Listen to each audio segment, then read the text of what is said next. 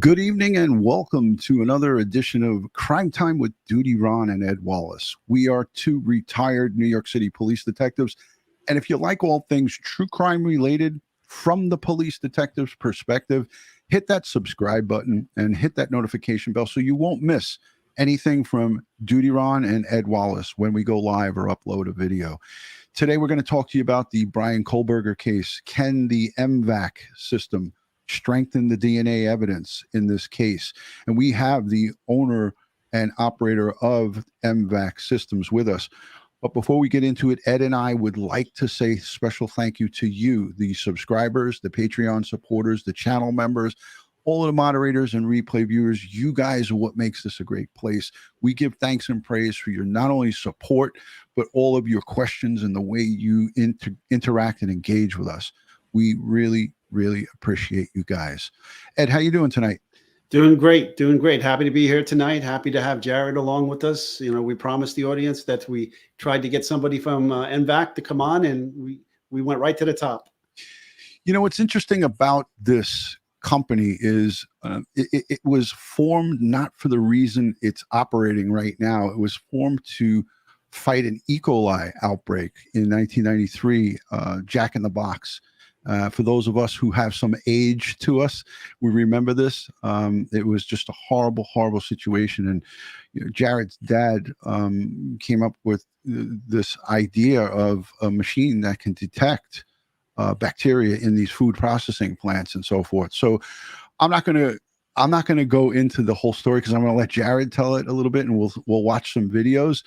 But I'm excited about this because forensic and genealogy and DNA and you know, these forensic detectives, and Ed, you are a crime scene expert.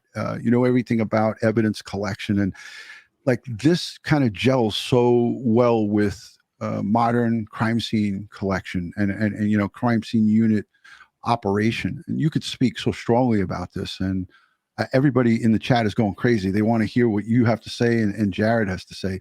Any thoughts on this system before we get into the whole program and the show? Absolutely. It's a game changer. You know, for many years, all we had was swabs. And, you know, there've been validation studies on swabs and other techniques. What kind of swab? Cotton swab, synthetic swab, foam swab, all these different things.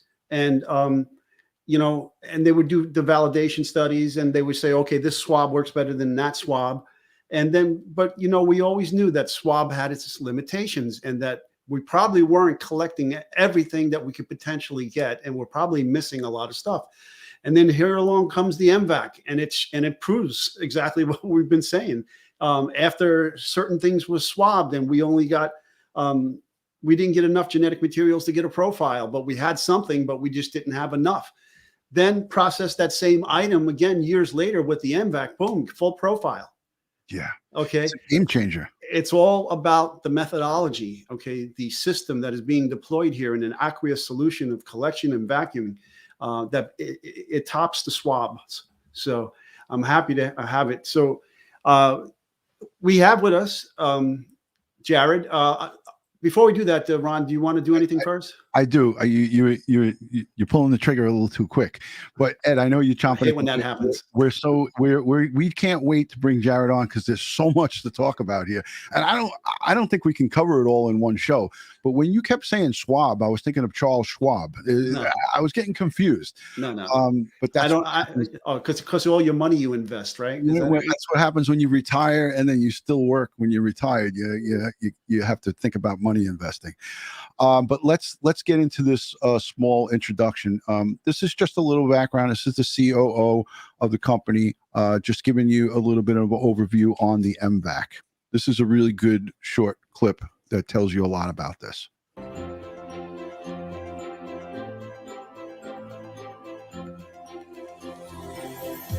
In forensics, the typical methods that they use to collect DNA are a swab, tape, or scraping. And the M-Vac, in lieu of that, it is a vacuum system. So it's applying solution and vacuuming at the same time. That action creates turbulence on the surface, and that turbulence picks up the DNA material. So traditional devices just kind of go over the surface, whereas the M-Vac, it goes down in and collects the particles, the DNA material, the cells out of the surface. About 20 years ago, there was a murder, and a rock was used in that murder. And the only thing that was found when the investigators arrived on the scene of the crime was the victim and this rock. That rock sat in an evidence locker for 17 years.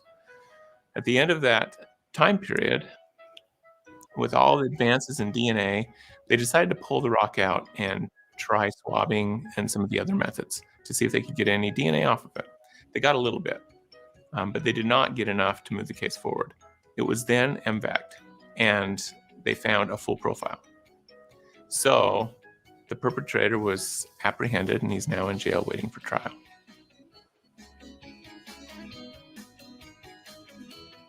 Now that's exciting.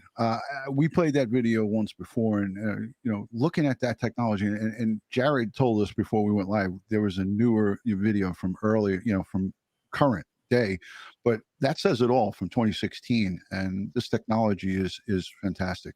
Ed, would you do the honors? Sure, folks. So we have the owner's son, the founder's son, I should say, the inventor of the M-VAC. And by the way, Jared, be prepared, because they're going to want to know what the M in M-VAC stands for. Okay, so he's the current president and CEO of M-VacSystem Inc. Mr. Bradley has an extensive background in leadership sciences, operations, and marketing. He has worked with the M-VAC system for almost 17 years, including 14 years as the president. Prior to the M-VAC systems, he worked in sales and sales management for both small and international corporations such as Pfizer. He also served 14 years as a U.S. Army he was an officer, and he rose to the rank of captain and with the Army Reserve as well. And since leading M-VAC systems into the forensic market, Mr. Bradley has had the opportunity to teach people all over the world, just like me. He's been to the UK, France, Canada, South Africa, UAE, Oman, China, Australia, Thailand, Vietnam, and a lot of the various states in the United States with our state and locals. Mr. Bradley has a Bachelor of Science from BYU and an MBA from Strayer University. With that said, let's bring Jared on. Jared, thank you so much for being here, and thank you for your service to our country. Amen. Oh, it's my pleasure, guys. Thank you as well. You know what? Can't do much of anything around now without cops. No, unfortunately. Hey, Jared, if you don't mind, I'd like to, because there's over 1,000 people going up to almost 1,100 now in the chat here live. Everybody is just chomping at the bit to find out about M-VAC. And Ed said, people are asking those questions. What does the M stand for? It's M-VAC systems. Could you just give the audience a little overview of how this all came about? And then I'll play that little clip there with your mom and about your dad. Oh, of course. Yeah. I can't tell you guys thanks enough for bringing me on. It's an honor to not only represent M-VAC systems, but to talk about it and talk about cases and stuff on the show. So the M actually stands for microbial. And for those of you that know any kind of the background of the M-VAC, it started when my dad, back in 1993, when there was an E. coli outbreak in the Jack in the Box. It was mostly on the West Coast, but Jack in the Box had some tainted hamburgers, and like 6 kids died, and a whole bunch of people got really sick from it. So that really bothered my dad. He grew up in Idaho on a ranch, not Iowa or Illinois or anything, Idaho. So if you look it up, of course, most people know about Idaho now because of that quadruple murder that happened up at University of Idaho. But when Jerome, that, right? Yeah. But when that E. coli outbreak happened, it just, like most scientists, my dad looked at it and he's like, how in the world are we killing kids? And so he, first recognized the problem and then realized that the upfront sampling was the weak point in the whole process. And so when you're looking at a really large surface area, which like a side of beef, for example, extremely large, and you just can't cover it, statistically speaking, with just like one swab or one little sponge is what it was. A 1x4 inch sponge is what they were using. So he came up with the wet vacuum concept, and he called it the microbial vac. So fast forward a number of years, we pivoted into forensics. Everybody kind of shortened it to M-Vac anyway, and so that was kind of the word. We played around with DNA-Vac, but M-Vac was already out there, and that was near and dear to my dad, so we kept it. Yeah. And Jared, the University of Idaho, these 4 college students who were brutally slain on November 13th of 2022, the perpetrator that stands charged with these murders also went to Pullman, the Pullman campus, Washington State University. And I just thought it was just an odd coincidence that when I started doing some research into your dad and Dr. Bruce Bradley, he studied at both of these universities. I'm going to play a small piece in a few minutes, but when I watched this piece, I had no idea. And I just said, wow, what a coincidence if this piece of equipment can help to aid the Idaho State Police in evidence recovery at the crime scene, not only on King Road in Moscow, but in the Pullman home and also in Pennsylvania. You're talking about 3 states of possible crime scene evidence. I want to talk to you just a little bit before we get into it. I know Ed's got questions and has a conversation he wants to have with you. You sell these things to police departments across the country. Does the Idaho State Police have this in their arsenal? They don't, sadly. Yeah. And I mean, the nearest one would be up in Spokane, Washington area. Right. And do these departments lend these things out? Like, in other words, we give mutual aid as the NYPD to other jurisdictions in, the tri-state and within New York State. Are these pieces of equipment, I'm sure they're expensive, do they get shared perhaps by other departments that might need it? Some do. Some don't play well with others, but a lot of them do. There's a lot of private labs around the country that have it. I actually sent the Moscow PD chief an email, before they caught the perpetrator, and said, "Hey, I'm an Idaho boy, born and raised. My family have really close ties to University of Idaho. If you guys need better sampling, I would load up a system and drive it up there today." So, and that offer still stands. Of course, I would anything I could do to help. Like, you have to understand, I lived 10 years in Moscow. Right. My dad built his first house up there, and he got his bachelor's from University of Idaho, and then we still lived there while he was getting his PhD in microbiology and animal sciences at Washington State University. So, yeah, that area is near and dear to our hearts. Most of especially on my dad's side, most of them went to University of Idaho. I'm the black sheep of the family. I went to BYU instead of University of Idaho, but it's a great university up there, and it's a fantastic place to live. And the people up there, we still keep tabs with some of the friends that my dad went to school with. Geez, 60 years ago. So wow, it's a very, very tight knit community, and not a lot of crime there. So yeah, I can't imagine the shock to that whole community. Especially when school's in session, both between Washington State and University of Idaho. I guarantee the students outnumber the people there. Right. Hey, Jared, do you know if the FBI crime lab has the M-Vac, and or the evidence response teams that they field? Do they have it as well? The evidence response teams don't. They were supposed to field it a couple of years ago, but some weird things happened that the evidence response teams never got it. The crime lab does have one, but it's mostly on the research side. So I don't know at this junction if the FBI is actively processing the evidence with the M-Vac, but after the study that they did a comparison study. I heard you earlier, Ed, talking about swabbing. They actually did a comparison study between the M-Vac and swabbing, and is up to 66 times better. Yeah, absolutely. Yeah. You know, Hey, Ed, I wanted to ask you, and I'll let you and Jared kind of spitball this around. When it comes to this case that we've been heavily speaking on and covering extensively, how important you think a device like this would be in all when we saw the search warrant affidavit, they released everything and all the things that were collected, the red stained pillowcases and so forth. Can this M-Vac do not only the hard surfaces, but the softer surface, like the knife sheath, where they talked about having the touch DNA on the clasp? Can you two guys talk a little bit about that stuff for the audience?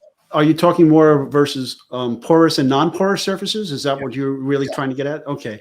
So I'll just pose it to Jared. So is the M-Vac better on porous or non-porous surfaces, or is it equal?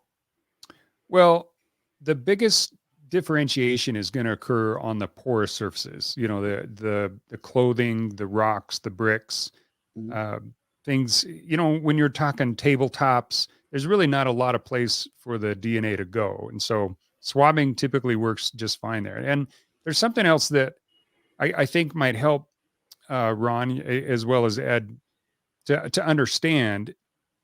One of our mantras is if you can physically see, like with your naked eye, if you can see the biostain, the material. Okay. If you've got blood or a semen stain or something like that, and you can physically see it, you really don't need the M-Vac. Right. It's more of a trace evidence, a latent evidence. Right. Or degraded DNA. If it's been sitting there for years and years, something like that is when the M-Vac it really shines. I'm not totally familiar with what kind of evidence, and we don't have the case file, and so it's kind of hard to say. They really should have used the M-Vac, but apparently they've got enough enough evidence that they got this guy. But well, my one concern, and that's why I think the M-Vac would be good, and why I want you here is the suspect allegedly cleaned his vehicle. Okay, and we all know Lecard's exchange principle, right? So, I mean, he goes from the crime scene to the vehicle, from the vehicle to his apartment.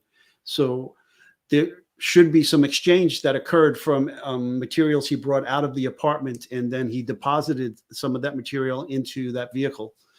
Now, unfortunately, he was allowed to clean the vehicle.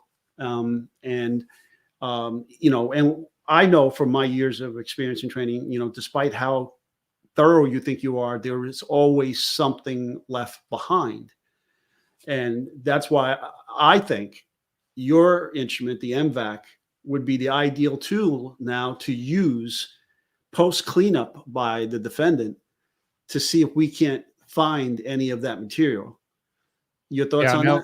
Now that I 100% agree with. That's one of those where now you're looking at trace evidence, especially if this guy was as thorough as, the sounds of it. The biggest thing is it's interesting. I was thinking through this scenario a little earlier when I learned that we were going to talk about this, and he can't take it to a detail shop. What's he going to tell him? There's lots of blood and stuff in there. And so, and he had to have been covered with it, killing four victims with a knife. I mean, that's up close and personal. There had to have been a lot of blood, even if he, stripped off an outer layer before he got in the car, there's still going to be some remnant in there. And where it's really going to see, the difference is like the stitching of the seats, down on the carpet, anything like that, where, and the beautiful thing about, the police agencies that's processing the car is they can tear that thing apart. They can rip the seat covers off. They can get all the carpet out of there. Any place, you think you've got it clean, but especially when you've got a really aggressive collection system like the M-Vac, it can find DNA that you wouldn't think is there. Yeah, I mean, he would literally have to go through with a black light and everything else to see if he got everything. And I I would doubt he had the time to do that. I don't really know, but Right. more than Yeah. likely, I've seen some pretty clean crime scenes, and there's still evidence there. I want to remind our audience because we are streaming live to LinkedIn, Facebook, YouTube, and also Twitter. For those of you who are coming in a little bit late, this is Jared Bradley. He's the president of M-Vac Systems. And he mentioned earlier on, if you watch the replay, that he did send an email to the Moscow police chief offering his services with his equipment. But as we're speaking here and as we're talking about, we have to assume that they had, enough of the resources that they felt that they were not, or it was not needed. But again, he said the offer is still on the table, and at any time, if they call him, he would pack it up in his vehicle and head out there. And to me, that's an awesome offer of help. And like you said, you're an Idaho product. Your family's from there. You grew up there. Your dad went to school in University of Idaho. So I really love that. But I would like to take an opportunity, if you guys don't mind, just to play like 3 minutes of this video. This is the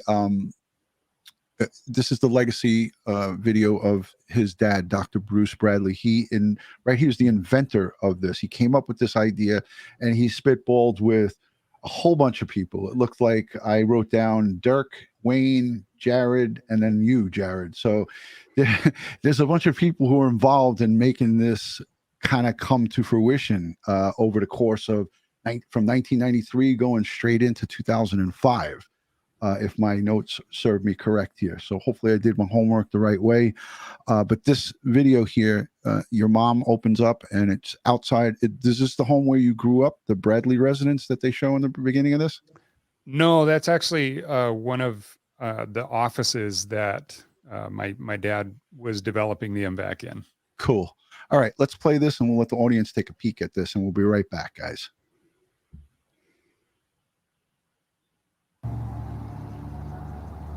I first met Bruce when we were in the 8th grade. He transferred down from a little country school and came to the big school of Aberdeen.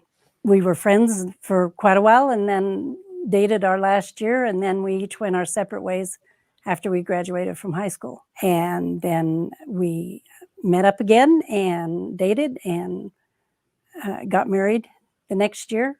And he had been going to the University of Idaho. So we moved up to the University of Idaho, and we were there for 15 years.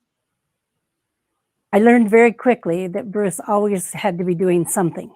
Even when he was sitting watching television, he always had a pad and pencil in his hand and was drawing or putting things down, ideas down. Through the first college years, of course, we were very busy, and I worked full-time and put him through the first few years of school. And then he graduated. He finished his bachelor's and his master's at the University of Idaho in Moscow, Idaho. And then he went on to Washington State in Pullman, Washington, which is right across the border, and received his doctorate in microbiology and chemistry.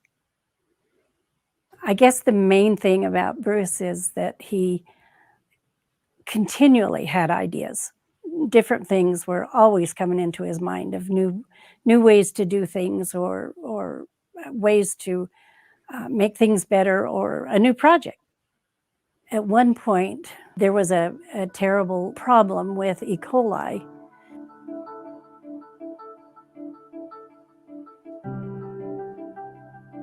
Wednesday, January 13th, 1993. 9-year-old Bryan Kohberger is rushed to Children's Hospital in Seattle. Tests revealed she had been infected with the deadly E. coli bacteria. The Jack in the Box outbreak was really the meat in. So I wanted to show that beginning part because I thought it was important to set this up for everybody. This is how M-Vac was birthed in a crisis in 1993 with Jack in the Box.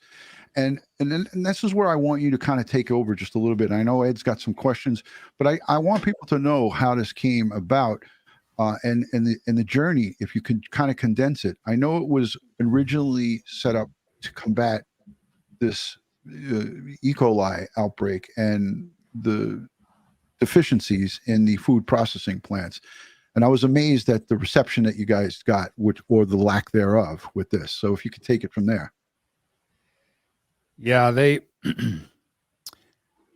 yeah, the food industry, they do their best, but as far as being able to, test as extensively as the M-Vac can provide, it's not something that they were overly thrilled about. So around, I don't know, we launched the product in 2007, and that's when we first started talking to all these beef plants and spinach and everything else. And then we ran it. I ran into an old college buddy, and I had gone into the military and he'd gone into the FBI.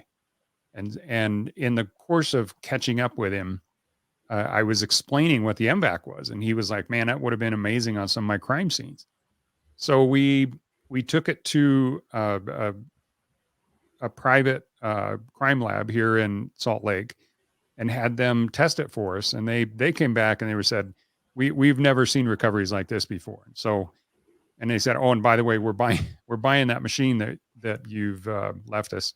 So they started, it still took us a couple of years to beating our head against the wall in the food industry. But in the meantime, this crime lab had started going out and talking to some of the agencies that they had worked cases for that didn't have the results to move the case forward. And one of those was Wasatch County Sheriff. And they are the ones that had the Crystal Beslanowicz was the victim, but she was murdered with those granite river rocks.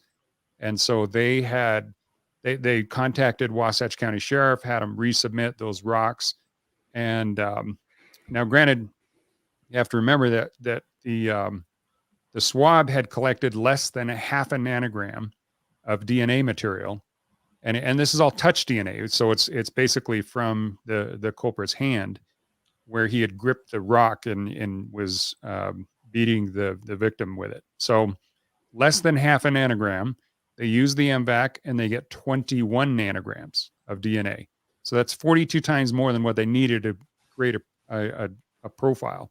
Wow. Well, that was like one of the first cases that they had used it on. And we started getting rumblings, hey, this thing's being used in the forensics industry and they're doing cases with it. And then we finally, around 2011, we realized that no matter how much we tried to work with the food industry, they just weren't going to adopt it. So 2000, right around the very beginning of 2012, we pivoted into forensics, and it was so fortunate, those little threads that are just the finger of God guiding you. And it guided us toward this one lady who used to work at that crime lab that originally tested the system. And she contacted us and said, "Hey, if you need any help talking to, crime labs and police agencies, I'd love to help you." And we were like, "Yeah, we need help. Yes." Yeah. And that's when we pivoted into forensics, and that's where we've been ever since. I watched that program. She came on just as a consultant, and then she became your number one sales rep, I guess. Yeah. Her name's Carol Raleigh, and she introduced us to one of our really good friends, Francine Bardol, and it just kind of spread from there. And man, it's just one of those where and I'm sure anybody that's a business owner out there has struggled at times, and it's just one of those where you're sitting there in your office and you're just praying for something. And then bam, here comes the phone. It rings, and that's what sends you off in a totally different direction that you just never believed you, or never had any concept that you would be headed down. And but that's the direction that you were supposed to be headed down all along. Hey, Jared, the folks in the audience want to know exactly how the system works. So can you break it down for them? Yeah, absolutely. So, we probably should have talked about this a little earlier, but basically, if you know how a carpet cleaner works, kind of the gist of the M-Vac. So it sprays a sterile solution down and vacuums at the same time. So it creates like this little mini hurricane down on the surface. And that solution impinging onto the surface combined with the vacuum pressure creates enough turbulence that it'll help the there's a good picture of it right there. And that'll help the DNA material is what we call it. So skin cells or blood or whatever you're looking for to release from whatever surface it's on and then be collected into the sampling bottle. And from there, it's concentrated onto a filter. And that filter is actually what the lab processes. And it's basically the exact same way that they would process a swab. Mm-hmm. So it's phosphate buffered saline solution that you're injecting into the surface with some pressure, and then it's being vacuumed up and filtered through a micron filter, and the aqueous solution goes to the bottom, and the filter stays above the solution. Yeah, so there's two steps really. There's a collection step, and then there's a concentration step. Mm-hmm. So in the collection step, the filter that's actually in the middle of the M-Vac just acts as a barrier. Mm-hmm. So that one doesn't actually do any filtering. So once you're all done collecting, then we go to the concentration or the filtering step. And that's when we use a really fine, it's a 0.45 micron, if you want to look that up. Mm-hmm. So for scale, folks, the diameter of a thime is 1,000 microns. Yeah, and this is a less than, it's about a half of one micron. So yeah, it's super small. So most cells are 2 micron or larger, and so it's about a quarter that size. So it collects most cells, or pretty much all the cells, and then from there it's all concentrated on that filter, and then that filter is what the lab processes. So how do you keep it from, how do you collect one sample and then move on to another surface, another area, and collect that without cross-contaminating? It's a great question. We get that all the time. So the M-Vac itself is detachable from the vacuum hose. So imagine like if you have a carpet cleaner and you have the attachment that you would put on to the carpet cleaner to like do the stairs or the couch, it's just that handheld portion of it that you can take on and off. And so the actual collection device, you can, once you use it, then you detach that and throw it away and put on a new one. So with each new piece of evidence, you have a clean, sterile, gamma sterilized M-Vac that doesn't have any DNA in it. There you go, folks. Great. Now let's go back to the car, if you don't mind. So the defendant cleaned up the car. It was witnessed by law enforcement. Okay, took some garbage out. He had some gloves on, and took the garbage, walked down to his neighbor's, and deposited that garbage in his neighbor's garbage can. So we have an attempt to clean up this car, and as I said earlier, there's always going to be something left. There's all crevices that you just can't get into, and things will follow gravity and so forth, depending on what we're talking about here. And then you have things like the brake pedal, the gas pedal. You have the steering wheel that's leather wrapped in stitches, as you mentioned earlier. You have the stitching in the seats. Okay, and so things get in there, and some of these materials are porous, so it's going to get absorbed into them. And so just simply wiping things down isn't going to get rid of it. So if I, the crime scene investigator, were given the task of searching that car for blood and other DNA type material, I would use, my methods of searching would be from non-destructive to destructive. So I'll start off non-destructive. I wouldn't go right to luminol or blue star and start spraying an aqueous solution in there when I know I'm looking for latent materials of genetic origins, because I don't want to dilute what's already probably have been diluted already. So I'm going to start off with a UV light, and the UV, if blood is present, the blood will turn black in the presence of UV.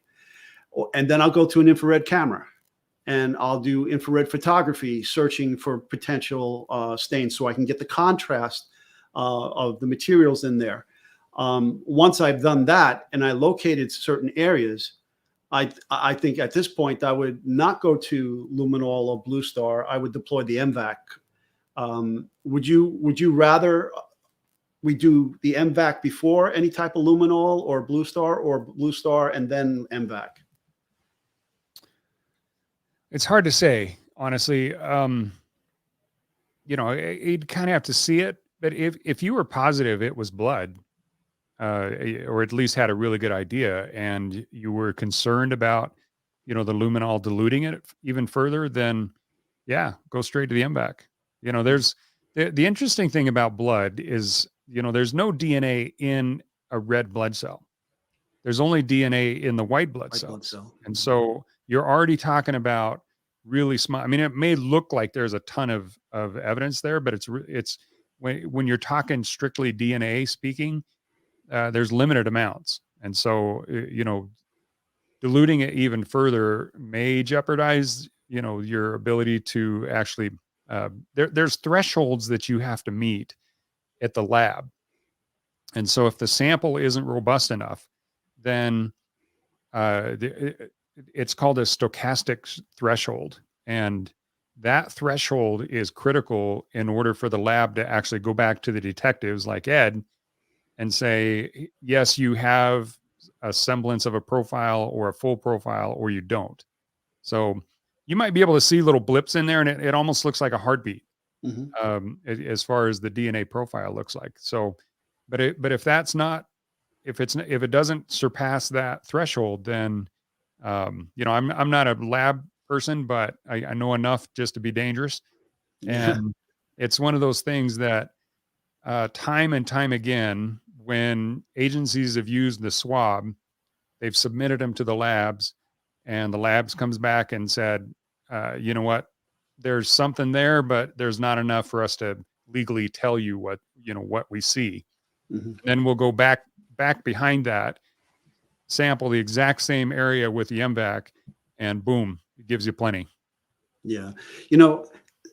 One part of me says, that I would do this in the field. The other part says, you know what, I'll take the carpets out, I'll bag them correctly and protect what's on there and send it to the lab and let them do, and maybe an M-Vac in the controlled environment of the lab as opposed to in a forensic garage. And many people don't know that blue star and luminol is basic. So a base can be very destructive to genetic material. So you don't want to keep spraying this stuff. If you get your chemical luminescence, as soon as you get it, capture it with your photo and stop. Because the more you spray, the more you dilute, the more base is impacting your potential genetic materials. So that's why I think once I looked at the UV light and the infrared, that I would have went right to M-Vac if I had that option there. Otherwise, I'm going to take the whole item, whether I'm cutting the seats fabric out, leather, the steering wheel. I'll take the rubber off the gas pedal and the brake, and package these things up and send it to the lab.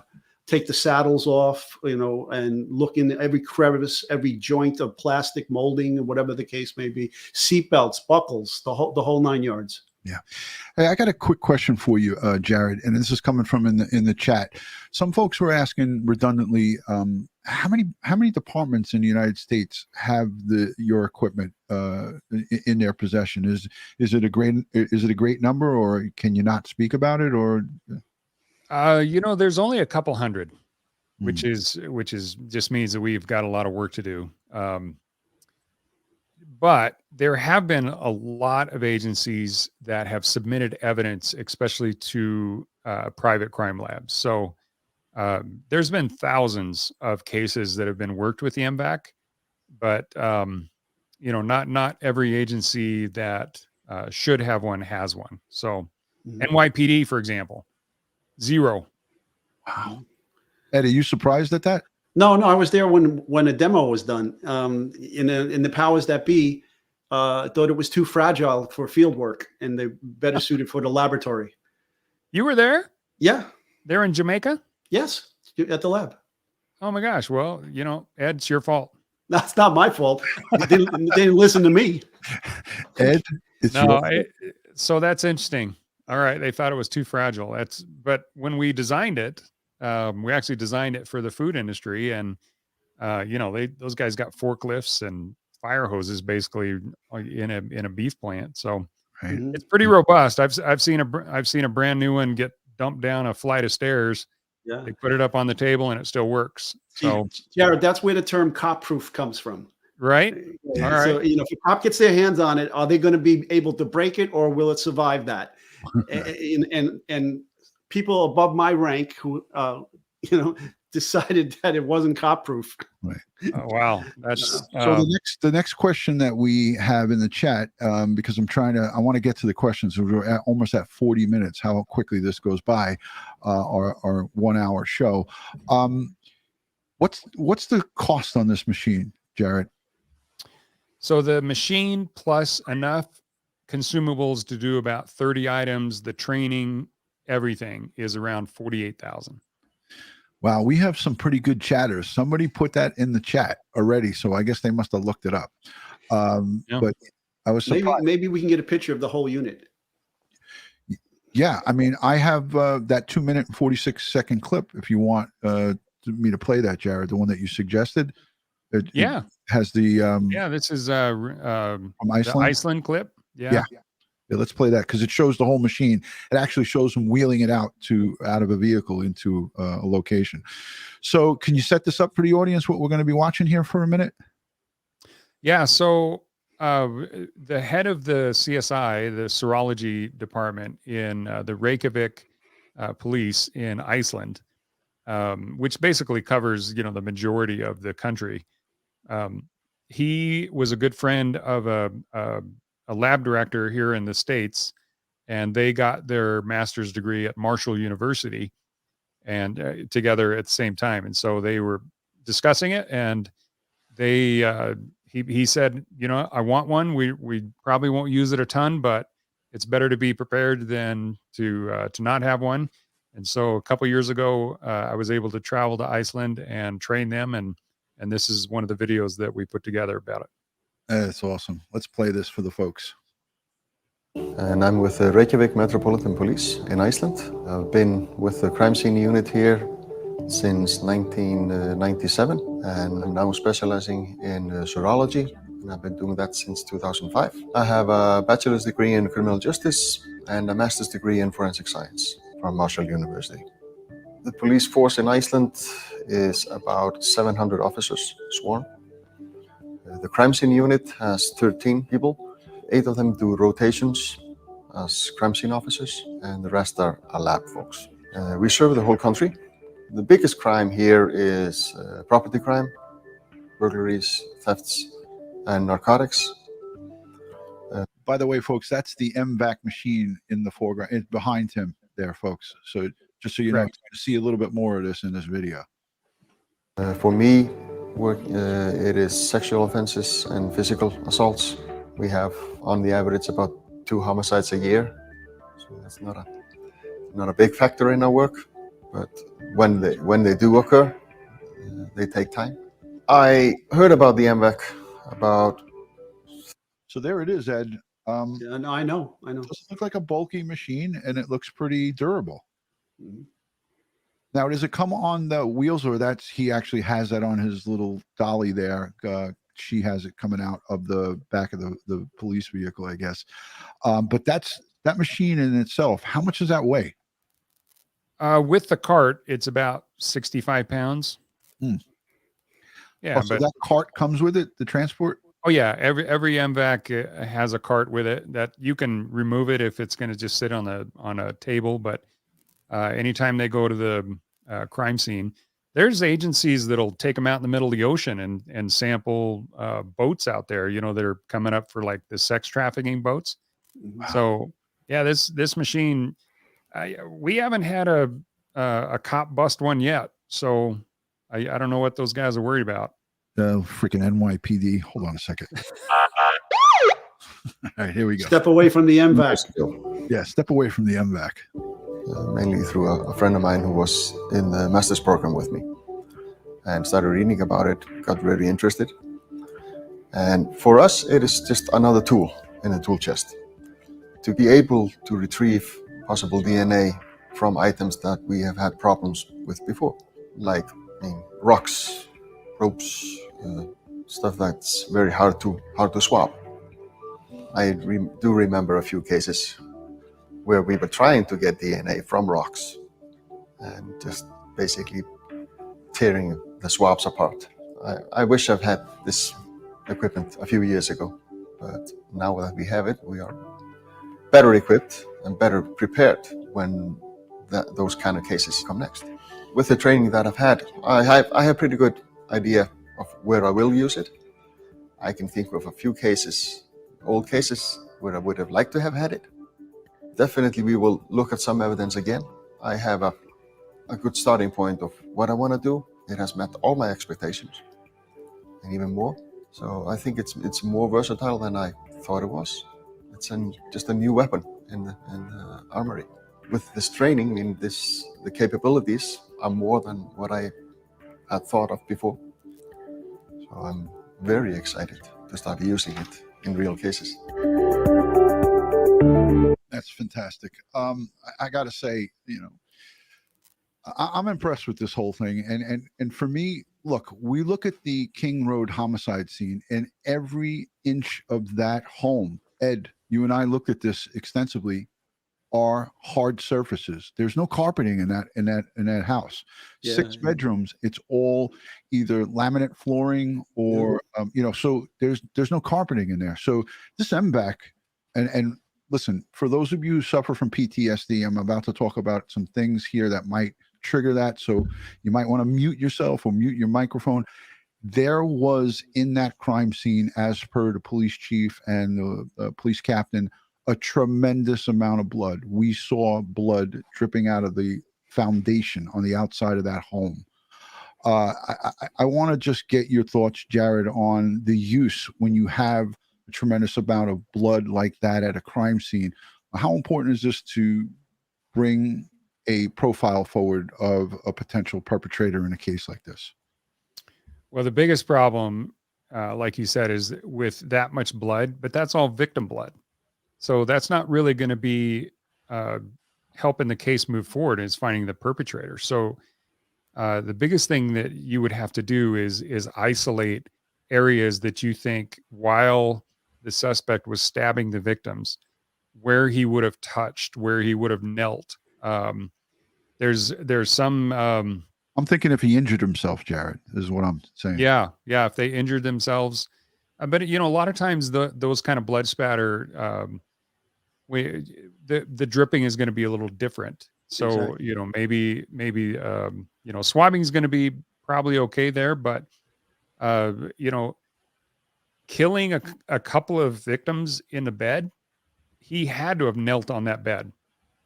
And, where he put his hand down, there's actually a case in Salt Lake where there was a doctor that smothered his wife with a pillowcase. And not only where he was kneeling on the bed, but where he put his hands on top of that pillowcase. The swabbing couldn't get it, but the M-Vac did. So those are the kind of the scenarios that you're looking for when, like I said, collecting a whole bunch of blood, that's really, you got to separate that. And so using the M-Vac on that scenario is not really going to help. Mm-hmm. But the vehicle, his apartment, trying to get what the victims. Somebody said was when he put the dog away, there's a good chance he probably grabbed the collar of the dog and put him in the closet or wherever in the bedroom. was. Yes, in the bedroom in a cage. So boy, I would M-Vac that collar. Yeah. Mm-hmm. And they found a dog hair in the warrant. It's been in his apartment, so we'll see who the dog hair comes back to. Yeah, I love the device. Did you see that question that was up earlier? They're asking if the courts accept the results of M-Vac throughout the nation. Well, there's been a lot of cases adjudicated in around the country. I know Maryland, California, Florida, Utah. So the Daubert Fry hearings have occurred throughout those. I was actually asked if we had a copy of some of them, and so we're trying to track that down. But my understanding is there's only been one defense attorney that has actually tried to attack, the machine itself. Every defense attorney is going to attack the DNA, the strength of the DNA, how it was collected, and all of that. But when they tried to attack the M-VAC, it didn't go well for them. Let's just say that. Folks, again, we spoke of this earlier. A Fry and a Daubert hearing are challenges by the defense on the science and whether the science is accepted by the forensic community at large. And the judge will make a decision or ruling whether or not to allow a scientific instrument or a technique or a new protocol, whatever the case may be, into and the evidence associated with it into the trial. And so once like the M-VAC goes through a hearing like that and survives it, and now it's case law. And so then the M-VAC becomes accepted in pretty much around the country and internationally as well. I want to just take a minute to thank all of the live chatters. And if you're not yet subscribed to Crime Time with DutyRon and Ed Wallace, again, we're two retired New York City police detectives. Ed is a forensics expert, DNA, evidence collection, and so forth. And we bring on all of the experts in the fields. If there's something that we can't speak about or that we don't have knowledge of, we'll bring those experts on. And that's what we have Jared Bradley here with us tonight. So again, if you're not yet subscribe to our channel, hit the thumbs up. Also, I've linked down below in the description Jared's YouTube channel. He has a YouTube channel where he talks about some crime cases. I want to go to that. It's called All Things Crime, and he's the host. So he's got a show. It's linked in my description here. Again, if you're not following us on Facebook, Twitter, Instagram, TikTok, I'm on LinkedIn. All one word, DutyRon. Please consider subscribing to all of our social media. How did you get involved with starting a YouTube channel talking about true crime or crime cases? Is it because of the M-VAC system? Well, yeah, partially the M-VAC and, well, a big part of the M-VAC, but also because of COVID. When we were all locked down and, they canceled all the conferences and everything, then I just started thinking about different ways to reach out to the audience and making content for LinkedIn and Facebook and things like that. It just made sense. And so I started bringing on guys like you to All Things Crime. And then somebody said, well, just park it on YouTube. And so, yeah, anybody that wants to follow me on YouTube, we have All Things Crime. Of course, we have the M-VacSystem's YouTube channel where you can see all those videos that we were bringing up. And yeah, I'd love for everybody to subscribe and follow us. But it's also in podcast form, so they can go to Spotify or whatever and listen to it there. And again, I have it linked in the description. You can just go into the description box here, and there's all of his. You can follow him on LinkedIn. You can follow him on YouTube, and again, the company YouTube and Jared's True Crime was All Things Crime. That's what you search in the search bar. But it's all linked here. It's easy for you guys to just click on it and go and follow him. Jared, I promised the audience that they could send in some questions. I have about 8 of them here. Some of them we've already covered, but I do want to give these 8 folks acknowledgement. So the first one, if you don't mind, I'll rapid fire these at you. So Rhonda sends in a question, and she says, thank you and please, we appreciate your time. How do they tell the difference between, and this might be for you, Ed, as well, transfer DNA and touch DNA? If it's only transfer DNA, will he not get convicted? Ed, you might want to maybe chime in on this one. I think this is up your alley.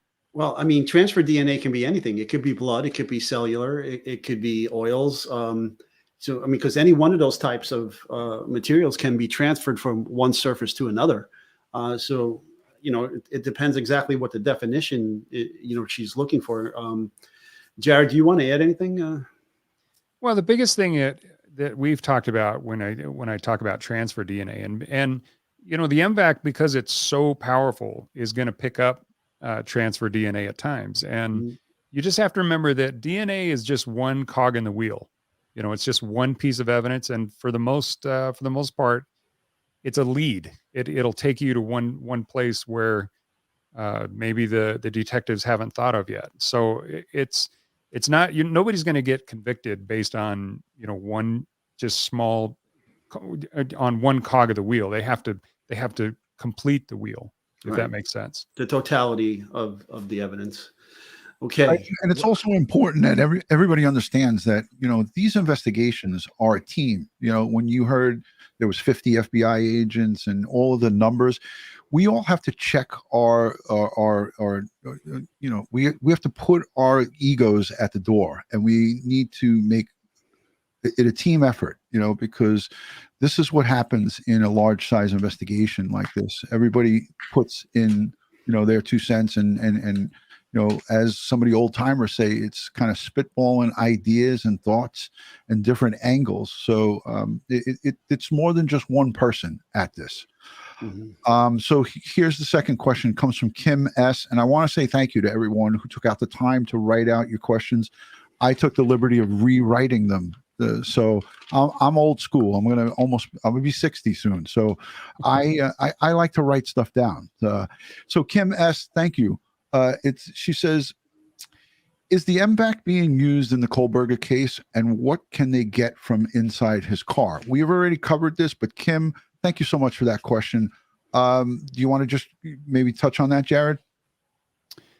I don't know if it's being used. It's available. There's some systems in Pennsylvania as well, like Cumberland County. They have one, and I'm sure they would give it access. If they need it, hopefully they know it's out there, and we would make it available. Shoot, I'd fly out there tomorrow if I needed to. So, wow, yeah. Amen. And Jared said he emailed the chief of the Moscow Police Department and offered the M-Vac. He said that he would bring it out there and use it. Have you ever had to testify in court on any of these cases, or anything that you've ever M-Vac'd, or is it you're just really demo? We try to stay out of that custody chain. We've given the CSIs or lab people that have used the M-Vac on the evidence. We give them all of the sterilization info and stuff like that. So we've personally, nobody from M-VacSystems has actually ever had to testify in court. I mean, we've been on the subpoena list, but that's about it. And hey, really quick, I would like to do a shout out to Moscow PD. Okay. Those guys, I'll tell you what, I think they surprised, including me. I have to say, I was fairly skeptical that they were going to be able to solve this quadruple murder. But those guys crushed it, man. They were it. Now that we know so much of this, and the perpetrator's been arrested, man, they were absolutely on it. Yeah, you don't want to play poker with that chief. Yeah, Chief Fry and Captain Lanier, those two guys, they were the ones out at the press conference, and it was the Idaho State Police Superintendent.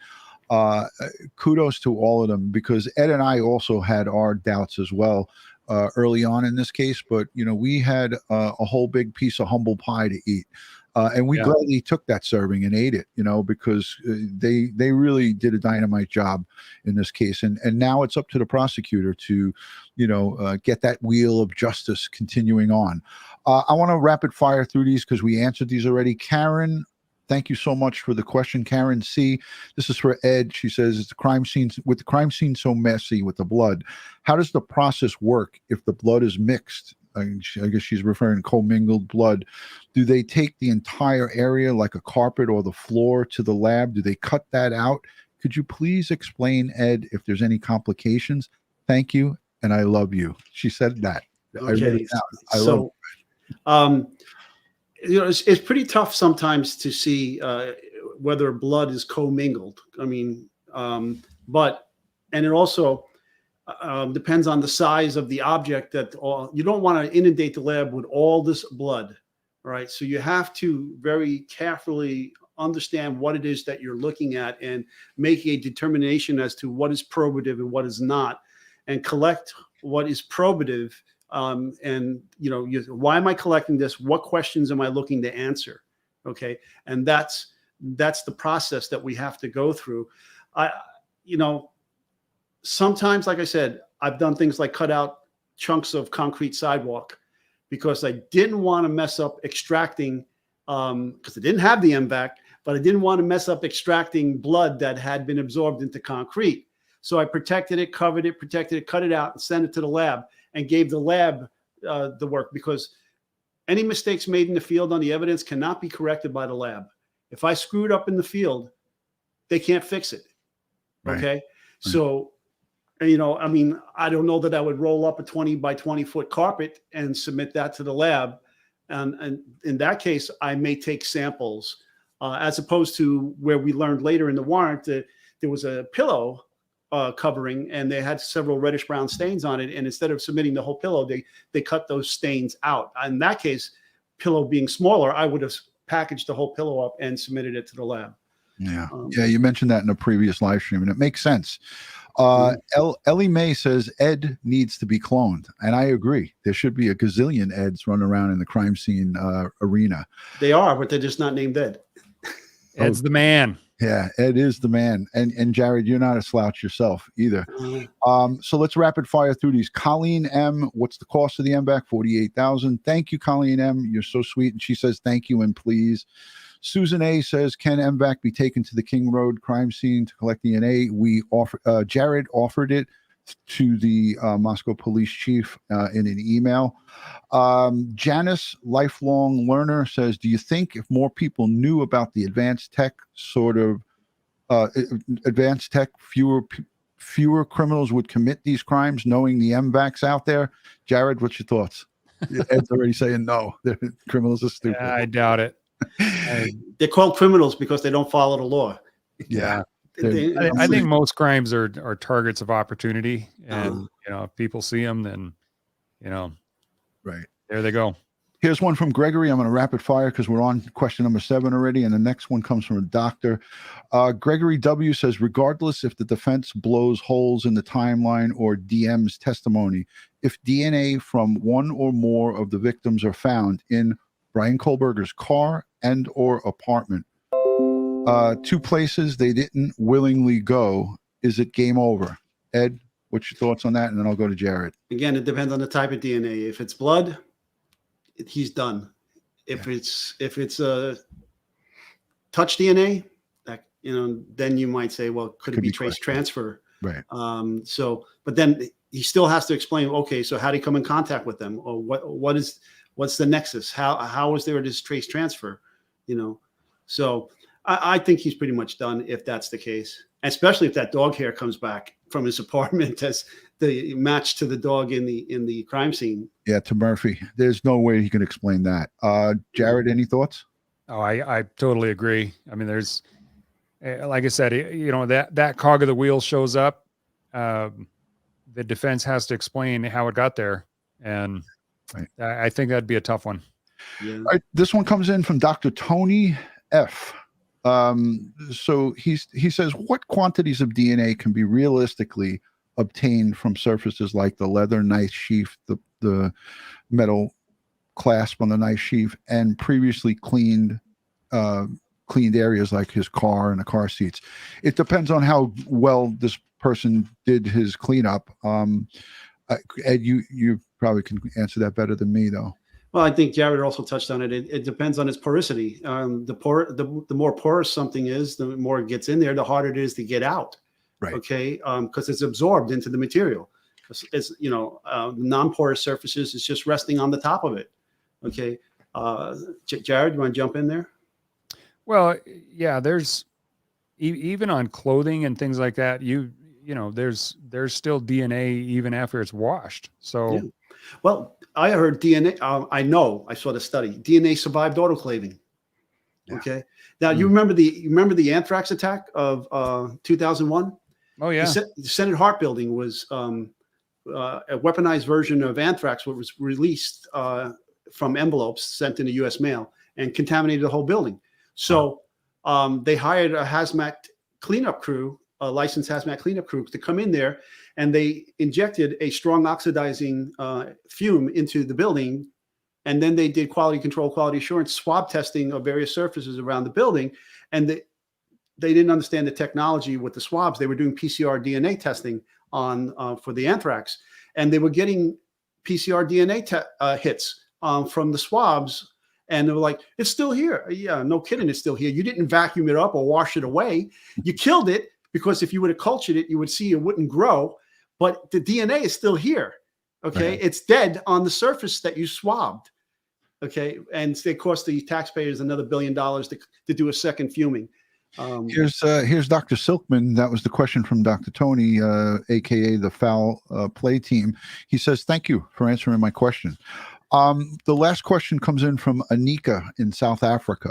So Anika from South Africa says, "What surfaces can or can't the M-Vac be used on? And how soon do you get your results once you've M-Vac'd a surface?"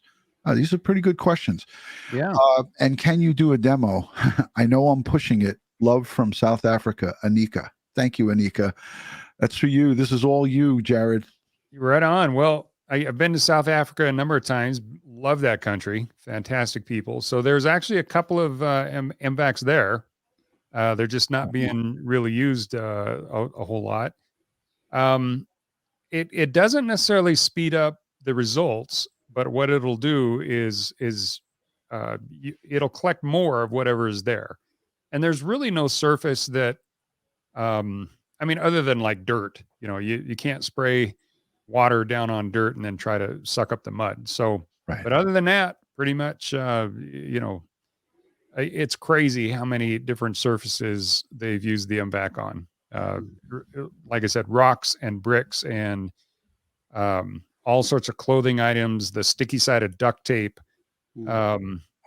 Yeah, I mean, you name it, skin, even human skin, you can get DNA off of it. Jules asked the last question. Ed, do you have one that you want to highlight? I'm sorry. No, go ahead. Ed, finish that question. This is it. I'm done, and then I can breathe now. Jules S. And thank you, Jules S. for always engaging with us. You're awesome. She says, this question is for Ed and guest. Given Bryan Kohberger's education, could he have access to an M-Vac machine with his knowledge? How portable are these machines? And is it possible that he could have gotten his hands on one? Well, I'll let Jared answer that. Does the University of Washington have M-Vac? No, they don't. Yeah. I mean, they're portable. You can take them out to crime scenes, and a lot of agencies do. I don't know why why he would have even used one. In this scenario, it's not really used to clean up a crime scene or even his car. That's where she might have been confused, Jared. Yeah, I'm thinking maybe she was thinking it was used for. I mean, it's a great thought process, but I don't think it would have really been beneficial to help him clean his car. All right, gentlemen, I promised you an hour. We're an hour and 8 minutes. Would you, Jared, be willing to take 2 live call-ins from people if they can keep it M-Vac related questions? So I just shared the link. I always love to get the users to come on with us. So would you mind if we did that? Of course. So let's keep it to the King Road homicide crime scene and evidence collection as it pertains to the M-Vac.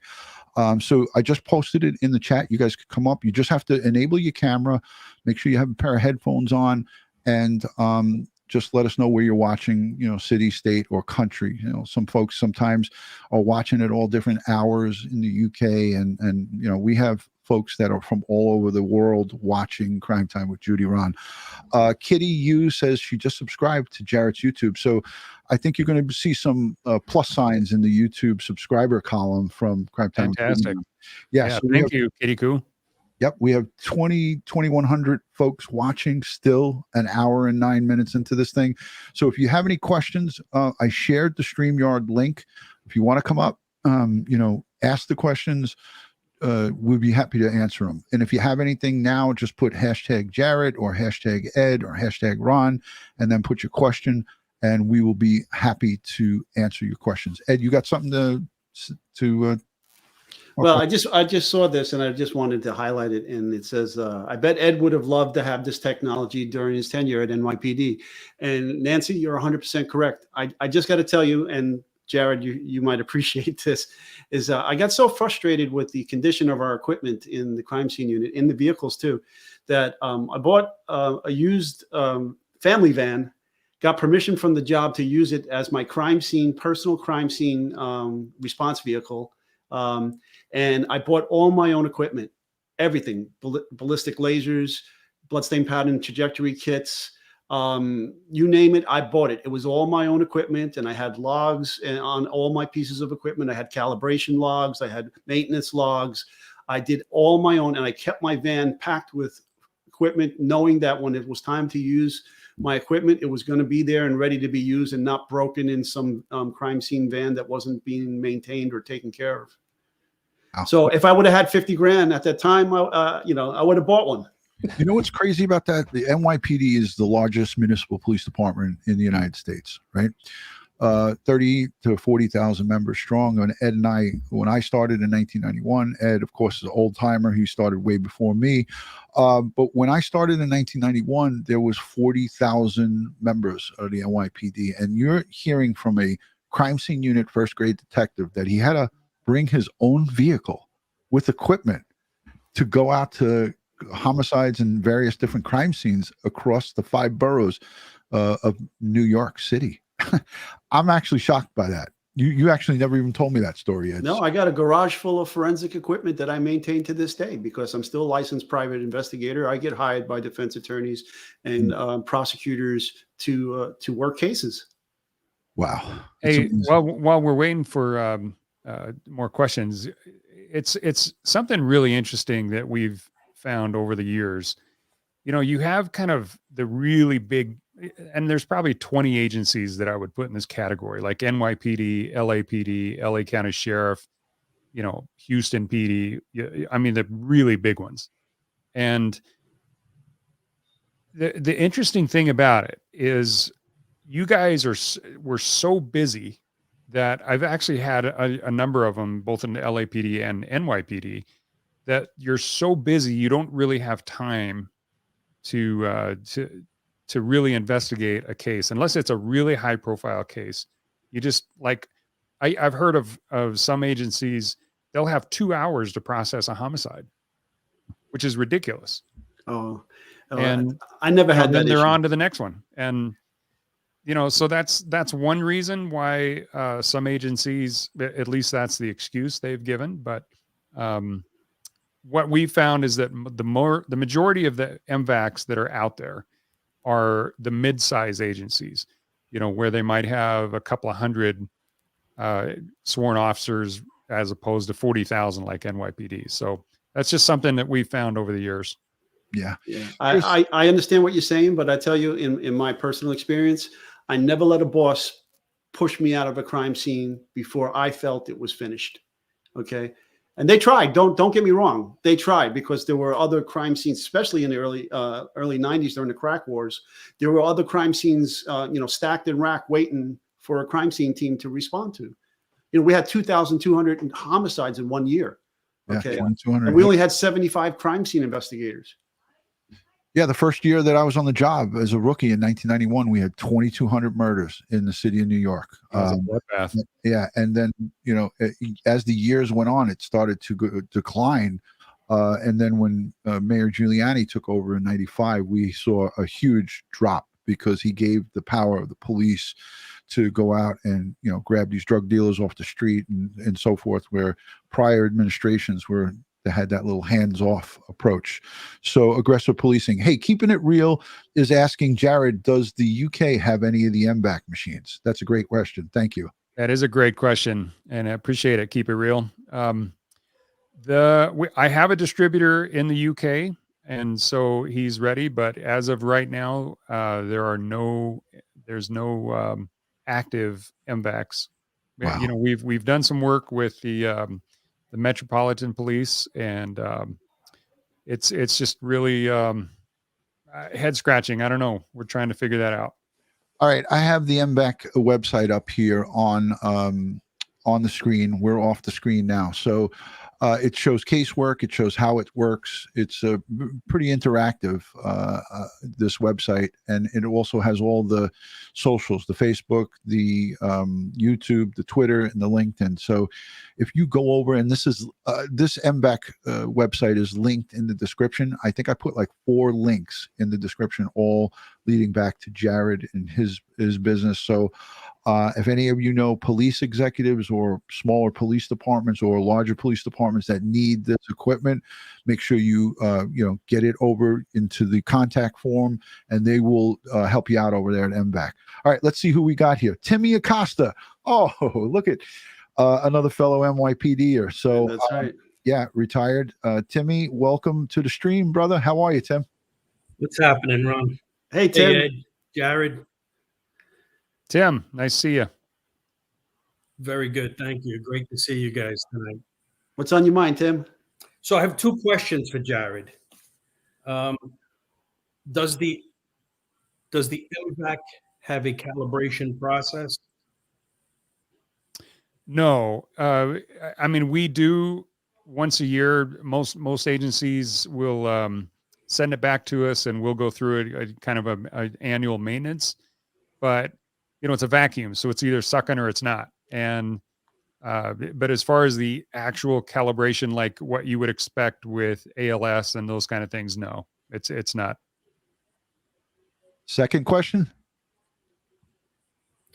So the second question I have is there a record of how many crimes have been solved or success stories? Does the manufacturer of M-Vac keep a tally of these, not only for bragging rights, right? To help in sales and stuff like that. I wish we got more feedback from agencies, but you guys, the problem is, a lot of cases they'll get solved and then it'll be years before they're adjudicated. And a lot of the time that the system will give them a profile that they didn't have before. A detective like you guys would call us and just say, hey, your system's friggin' awesome. And this is what it did. We can't really talk about it yet. I mean, there's a ton of cases I know that the system has helped solve, but we don't really have details because it hasn't been adjudicated. Once they're adjudicated, then yeah, there's a lot of times that they'll call us up. But our biggest indicator, to be honest, Tim, is just how many consumables are going out the door. And right, UPS loves us. I'll tell you that.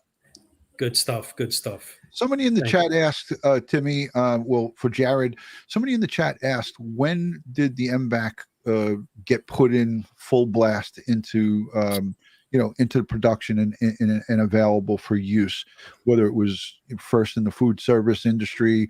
What year was that, Jared? Well, we launched the product in 2007. So it's been around a long time. And we really, we're dabbling in the forensics industry and even a little bit in the military, for collecting, biological warfare type of agents prior to 2012. But since 2012, we've pretty much just solely focused on forensics. NYPD, like police department type stuff. Right. That's fascinating. I want to also say one thing, and Tim, don't get mad at me for this. The reason Ed Wallace and I are together is because of this guy right here. Tim Acosta told me, Ron, you got to get together with Ed Wallace. So everybody in the chat, you got to give Tim a round of applause because that was the best recommendation that you ever made to me. So thank you, Timmy, for that. Two great men. Yeah. You guys are perfect together. Thank you, Timmy. Thank you. And you are too, my friend. Such a fantastic show. You got to go out and have some dinner and break some bread sometime. For those of you who don't know, Tim worked hate crimes and he also worked major case. Yeah, so he worked in the hate crime unit, the major case, and I think he has some ties to somebody who's significant to Ed. I won't go into that, but well, you know what we say, right? In God we trust, all others we polygraph. Amen. Timmy, I love you, man. Thanks, brother. Thanks for coming up. Thanks for having me on. Take care. All right, take it easy. All right, so we have a friend of ours that always calls in on these shows, and she's giving me the thumbs up right now. After all, aka Suman. So I'm going to add it to the stream. She always has some good questions, and we'll wrap it up. I promise, Jared. I promise we'll wrap it up after this. Hey, how are you? Hey guys, can you hear me? Of course. All right, thank you. I have so many questions. So this our fan base here So I have a few noted down. Where are you calling from? First off. Okay, I'm calling from my home in Tampa, Florida. Okay. I've lived here 10 years. I'm originally from India, but now I'm a US citizen now, so yay. Yeah, I'm going to India in March. All right, get more subscribers, Ed.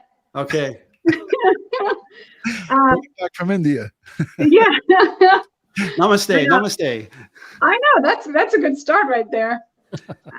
So I guess most of these questions, because DutyRon said, may keep it focused for Jared. A few things here. So does law enforcement need to approve of an M-VacSystem being used? Like, for example, like say they hired a private detective. So could he have used an M-VacSystem and try to get DNA, or does it require law enforcement to approve first? Well, you know, Ed and DutyRon, you guys could answer this as well, but it's anytime there's an active case, it has to have law enforcement involved. Okay. Okay. Now, that said, Jared, as a private investigator, if I get hired by a defense team and I have an M-VacSystem and I find something that I may think contains evidence that was overlooked or missed, firstly, I would notify law enforcement. Okay, that this is what I'm dealing with. Do you want to come out and deal with this?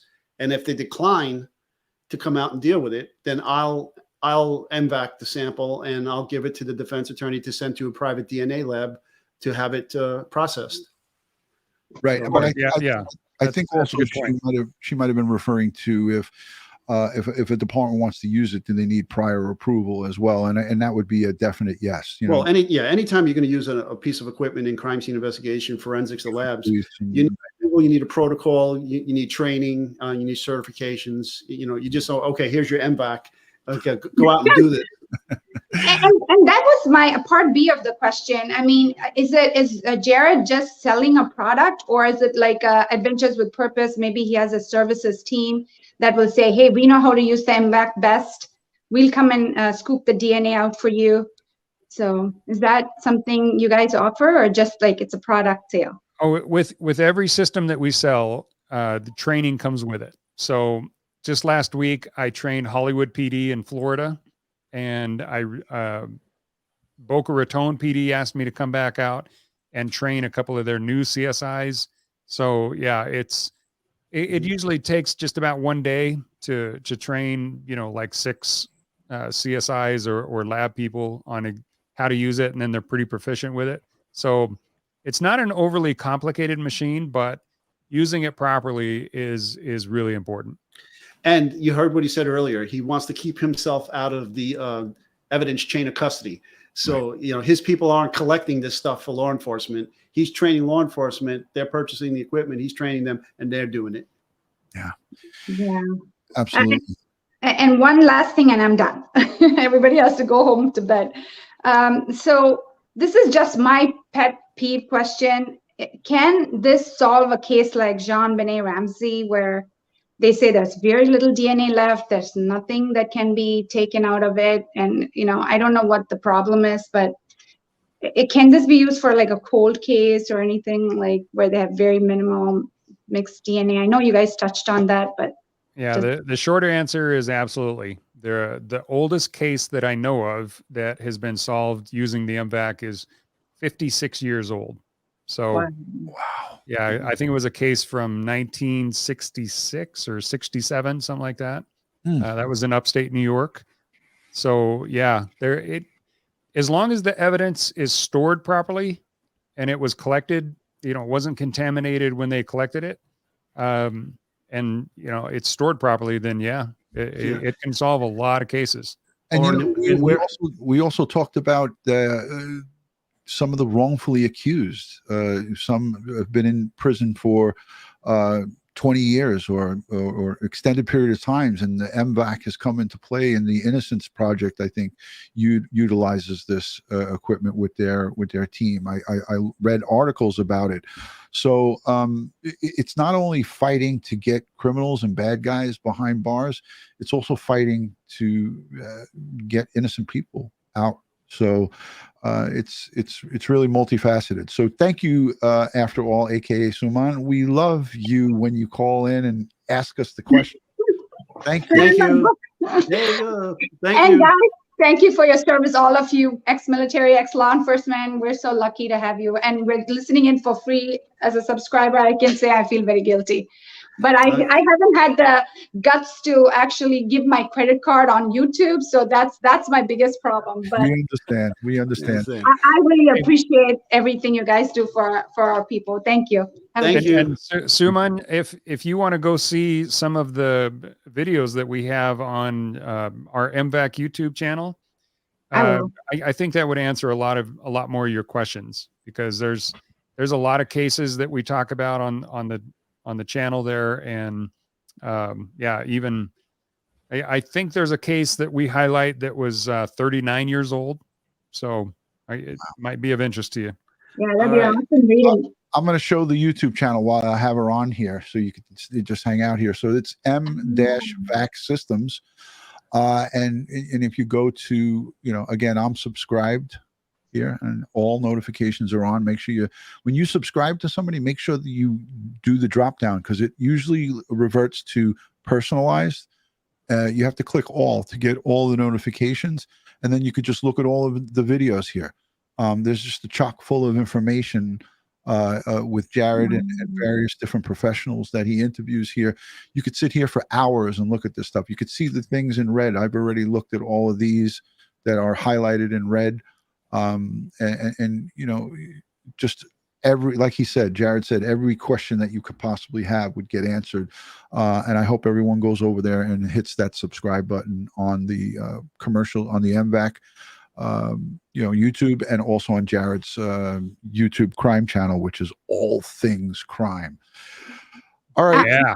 DutyRon, you're a lot more trusting than I am. I trust you and Sergeant Bill, like 3 people. And now, of course, I trust Jared because he's ex-military, but that's like just about 4 people I trust. So I didn't make the list. I will take a look for sure. When she says she trusts DutyRon, that means she trusts you too, Ed, because you're part of this. Yes, DutyRon and Ed is like a team. Like, okay, all right. One the twins activate. Let's go. And now Jared. All right. Thank you so much. Have a good trip, Ed. All right. Okay, thank you. Thanks, DutyRon. Pleasure. Jared. Hey, Jared, I got to ask you something. Yeah. Is that an 80s bag phone behind you? It is. Oh, man. Talk about a museum piece. I love it. Oh, my God. How's that? Oh, let's see. It's like a Motorola, I think it is, right? So the reason I have this is this was my dad's original phone that he had in his car. Oh, my God. I remember buying one of those from Radio Shack. It would go in the center console, right, Jared? Yeah, and it would plug into the cigarette lighter. Yeah. I remember when my dad first got that way back in the 80s. Yeah. And we thought that was the coolest thing. You could make a phone call as he's going down the road. I had an 86 Corvette. An 86 Corvette, and I got one of those phones installed in it, and it had a transmitter in the back, in the flip up part, the window in the back of the Corvette, and I started using the thing, and I didn't realize it was like $60 a minute. And I was calling my friends and talking to people, and I got my first phone bill. It was like $1,200. I was like, oh my God. But that's how you lost your hair, right? Pretty much. It started. That's how it started. Yeah, that would do it. Jared, I want to say thank you so much for spending time here with us to talk about your, the M-Vac and Bryan Kohberger and the crime scene at the King Road, Moscow, Idaho. We've been talking about this since it started, since November. And to be honest with you, this last piece we've been trying to get somehow to get together with you for a good 2-3 weeks now. Yeah, maybe longer. I know, but he's a busy man. He's out there training. Plus, folks, you don't realize this, but if I may, Jared, he's lucky to be talking at all right now because he just had surgery on his throat. Oh wow, I didn't know that. Uh-huh. Yeah, it's I'm a few weeks removed, so I'm doing all right. But it's that's a rough one, that first week. Yeah. You could have fooled me. It could have fooled me. I would have never known it. So that's why I've been sipping the water so much.